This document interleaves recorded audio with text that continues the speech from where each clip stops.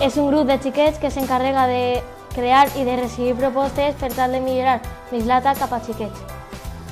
És un grup de xiquets i xiquetes que s'encarreguen de millorar Mislata. Per a mi és una bona idea, però per a que siga un consell de la infància de veritat, les nostres idees se tienen que fer realitat. Organizamos eventos para que los niños y las niñas formen parte de la comunidad, al igual que los adultos. En el Consell hacemos varias actividades para mejorar Mislata.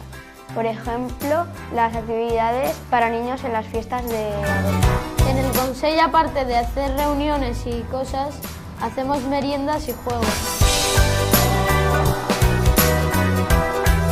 És un grup de xiquets i xiquetes que volem donar la nostra opinió per a que Mislata siga millor. En el Consell no sols diguem les opinions dels nostres companys, sinó que també ens divertim i fem activitats en les que ens passem bé.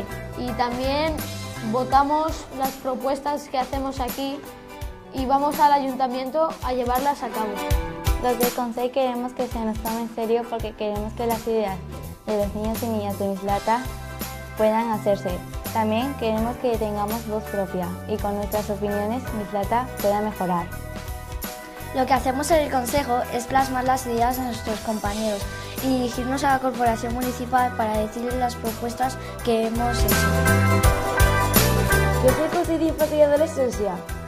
Som un grup de xiquets i xiquetes que representem a tots els xiquets i xiquetes de Mislata.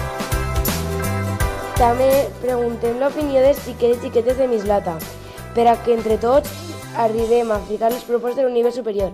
És a dir, el Consell d'Infància i Adolescència és la veu de tots els xiquets de Mislata. Somos niños y no extraterrestres. Tenemos que ser escuchados como todas las personas.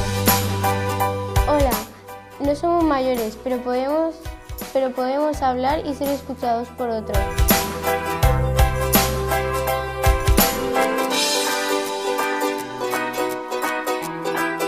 El reconocimiento de Ciudad Amiga de la Infancia es un sello que nos ha dado UNICEF por tener un plan local de infancia y un consejo de la infancia y adolescencia, porque ven que Mislata es una buena ciudad en la que vivir.